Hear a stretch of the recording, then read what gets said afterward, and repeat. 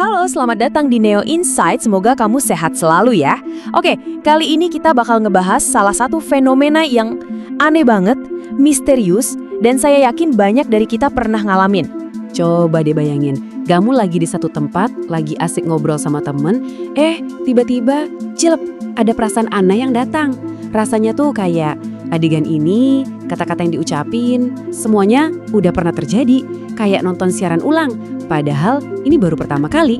Nah, perasaan familiar tapi juga aneh inilah yang kita kenal sebagai déjà vu. Pertanyaannya, apa sih yang sebenarnya terjadi di otak kita pas momen itu? Oke, yuk kita mulai investigasi kita. Kita bedah dulu apa sih sebenarnya déjà vu itu. Karena ini bukan sekedar salah ingat biasa loh. Ini tuh salah satu teka-teki paling universal dan paling bikin bingung yang pernah dialami otak manusia. Déjà vu itu sendiri kan asalnya dari bahasa Prancis yang artinya ya sudah terlihat. Dan disinilah letak paradoksnya. Di satu sisi kamu ngerasa familiar banget sama momen itu, kayak sebuah kenangan. Tapi di sisi lain logika kamu teriak, "Hey, ini tuh baru pertama kali terjadi." Dan kalau kamu pernah ngerasain ini, tenang, kamu nggak sendirian. Jauh dari sendirian. Studi nunjukin loh kalau hampir 70% populasi dunia pernah ngalamin déjà vu minimal sekali seumur hidup. Jadi ini benar-benar fenomena global, nggak peduli budaya atau umurnya. Jadi intinya apa? Déjà vu itu pada dasarnya adalah momen ketika otak kita, organ super canggih yang kita punya ini, nggak sengaja ngerjain dirinya sendiri. Sebuah ilusi, sebuah tipuan persepsi, tapi rasanya nyata banget kan? Nah, sekarang kita masuk ke sisi ilmiahnya. Gimana sih para ilmuwan mencoba mecahin misteri ini? Anggap aja kita lagi coba ngintip error log atau catatan kesalahan di dalam sistem operasinya otak kita. Oke, teori pertama yang paling populer itu namanya brain delay atau penundaan otak. Gini deh, bayangin otak kita itu kayak superkomputer. Normalnya kan informasi dari mata, telinga, semua indera kita itu masuk dan langsung diproses. Cuma kadang-kadang ada sedikit delay atau jeda super singkat di salah satu jalurnya. Akibatnya apa? Informasi yang sama jadi nyampe 2 kali dalam waktu berdekatan. Nah, otak kita salah ngertiin sinyal kedua ini, dikiranya ini sebuah memori lama. Padahal ini persepsi baru yang cuma telat datang sepersekian detik. Teori lainnya, ada yang namanya kesalahan pengarsipan memori. Ini kayak otak kita nggak sengaja nyimpen file pengalaman baru ke folder kenangan lama. Salah naruh folder gitu. Ada juga yang ngehubungin ini sama lonjakan aktivitas listrik singkat di pusat memori kita, namanya hipokampus. Jadi, mau pakai teori yang manapun, kesimpulan para ilmuwan tuh cenderung sama. Yang kita alamin itu bukan kilas balik ke masa lalu atau kemampuan ngelihat masa depan. Bukan.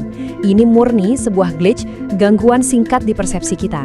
Cuma kesalahan pemrosesan sesaat yang ngebuat ilusi seolah-olah itu kenangan. Tapi gimana kalau penjelasannya lebih dari sekedar korsleting kecil di otak kita? Ada loh teori lain yang lebih misterius. Teori ini ngehubungin déjà vu sama dunia mimpi kita yang ya seringkali kita nggak pahami. Kamu pernah kan bangun tidur terus cuma ingat potongan-potongan mimpi? Seringnya kan acak banget tuh isinya. Ada wajah yang nggak dikenal, tempat aneh, obrolan yang nggak nyambung. Nah, teori ini bilang bisa jadi pas kamu ngalamin sesuatu di dunia nyata, ada elemen-elemen kecil yang kebetulan mirip sama potongan mimpi yang udah kamu lupain itu. Dan begitu cocok, otak langsung klik, memicu perasaan familiar yang aneh tadi. Ini ngejelasin banget perasaan itu kan, seolah-olah batas antara dunia mimpi yang kabur sama dunia nyata yang kita pijak ini tiba-tiba jadi ngeblur sesaat. Dan tabrakan inilah yang menciptakan sensasi déjà vu yang kadang bikin merinding itu. Nah, karena perasaannya bisa kuat banget, wajar kalau kita jadi bertanya-tanya, ini bahaya nggak sih? Perlu khawatir nggak ya?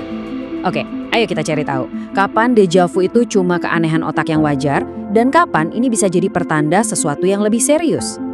Jadi intinya, glitch di otak ini cuma keanehan sesaat aja, atau ini bisa jadi sinyal bahaya? Jawabannya ada 2 sisi. Buat kebanyakan dari kita, déjà vu yang muncul sesekali itu normal banget dan sama sekali nggak berbahaya. Anggap aja keunikan cara kerja otak kita.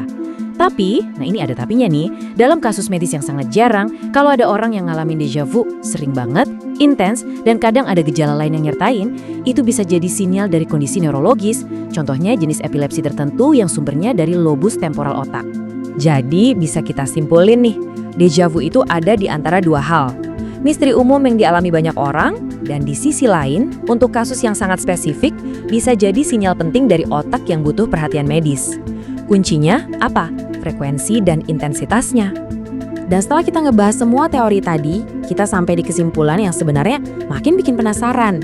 Meskipun sains sudah maju banget, misteri utama dari deja vu itu sebagian besar masih belum terpecahkan. Para ilmuwan punya banyak petunjuk, punya hipotesis yang kuat, tapi belum ada satu jawaban pasti yang bisa ngejelasin semua kasus deja vu.